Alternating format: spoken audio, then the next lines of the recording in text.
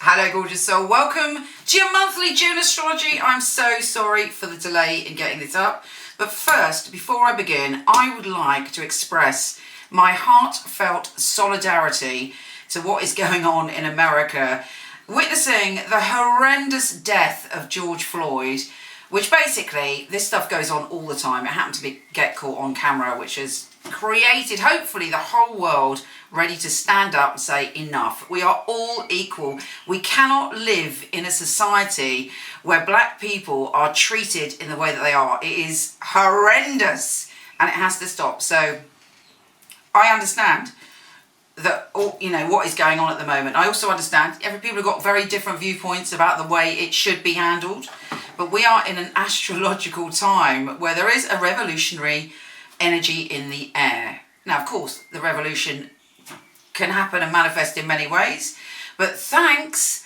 to Saturn going into Aquarius and later on Jupiter going into Aquarius and eventually Pluto going into Aquarius, the whole world is changing and we are heading towards a more egalitarian society where all of us hopefully will be treated equally and it will be a much fairer society. We are right in the storm at the moment, but if we all stand together for equality, for love, and we speak the truth that enough is enough, we all have to be treated equally, then this wave of change will happen much more quickly and easily. I believe we should all come from our heart chakra, but we are waking up to the fact that the world is changing and we need to be in an egalitarian society.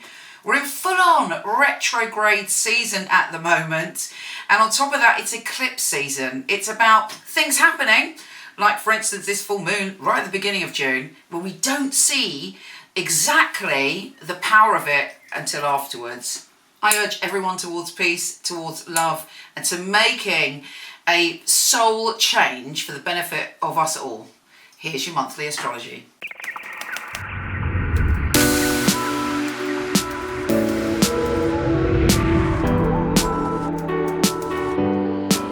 Hi gorgeous Scorpio, you are all about power and powerlessness, money, authority, standing in your power and primal emotions this month. Mind you, let's face it, all of those things are very, very known to you. You've experienced them, you've worked with them, you've transformed from them, you've grown from them. But you are not going to let anyone overpower you this month. You are determined to dive into your shadows yet again and come up with a treasure from the past. Now it kicks off with something quite nice actually. Although, let me say, Mercury is in retro shadow and then goes full shadow, full retrograde rather, later on in the month. So communication isn't clear, particularly if you're talking to anyone from overseas or in connection to studying or talking about a project with somebody very unique. There may be something, it could get a little bit confusing. So deal with it at the beginning of the month before it goes full retro. Now the sun is conjunct Venus. You are super alluring, charismatic and intense around the 3rd of June, and it's a moment to really heal something, to really heal a relationship from the past, even if that's a relationship with yourself, to go back and look at, have you ever been in a relationship where you felt powerless, or were you ever in a relationship where you kind of used your power in a way that you knew was not exactly right within your soul? Whatever it is, you're going back to look at it and to rewind and to transform it in some way, but you're super charming and you could persuade anybody to do anything around the 3rd of June. So use those superpowers wisely, but use them at the beginning of the month. We then have this full moon, which is all about your sense of security. How secure do you feel? What do you want to manifest in the future around security, abundance, and just feeling okay?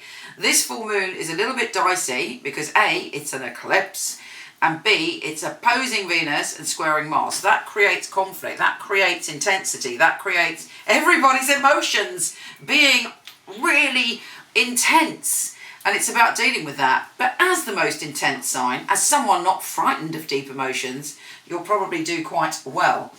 Venus is also sextiling Chiron. A lot of healing being done, and a lot of healing in the area of where maybe you felt you had to be perfect to be in your power. You had to be perfect to be loved. Chiron is saying, no, you are enough Change small patterns by all means, and you will empower yourself more, but you, right here, right now, are enough to be powerful and are enough to be loved.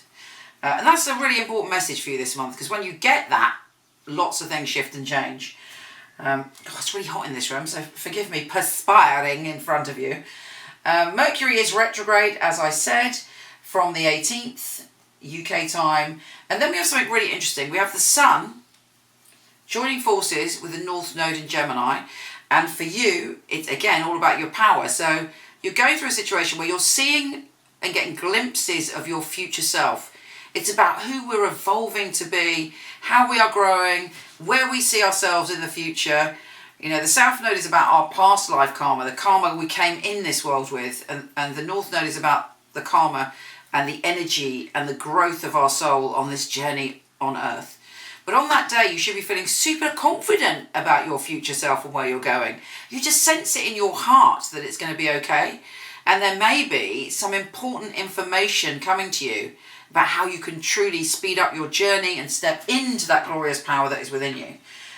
So all this power talk and this power energy goes on, and then it starts to shift around the 20th when you're going into, when the sun shifts signs and you're going in to your feeling of adventure and friskiness and want to learn and want to expand your horizons. And actually, it's one of the most optimistic times of the year. But just before that, we have a new moon and solar eclipse. And again, it's in your power zone. So you're letting go of what no longer serves you. And particularly, you might be letting go of obsessions, you know, primal emotions that do not honour you and do not help you. Yes, we should embrace our emotions, but we can also embrace our shadow, but not let it dictate our life. So that's going to be a very powerful solar eclipse for you. Neptune's going retrograde, so I always think it's good. It does it 6 months of the year, but it grounds us again. And for you, it's about fun, creativity, and desires. You can get on with it rather than thinking about it, which is good. Venus goes direct in your power zone, so you are mesmerising, alluring, and are drawing to you all sorts of powerful people. And it should be a very intense, sensual month for you. Whether you're in a relationship or not in a relationship, you're feeling everything on a sensual level. Mars is going direct, and it's in your health and well-being zone. You've been very on it in changing patterns, and hopefully you've noticed the power of that. But of course, the big day of the month for you is when Pluto and Jupiter come together in your communication zone. Now, around the 4th of April, what happened? What was going on? You're building towards a massive change in the way that you communicate. And actually, I think that's been going on for you for 10 years or so. But right now, it's a shift in your favour. You're growing, and there's great good fortune coming to you. Take care, gorgeous, and I'll speak to you soon.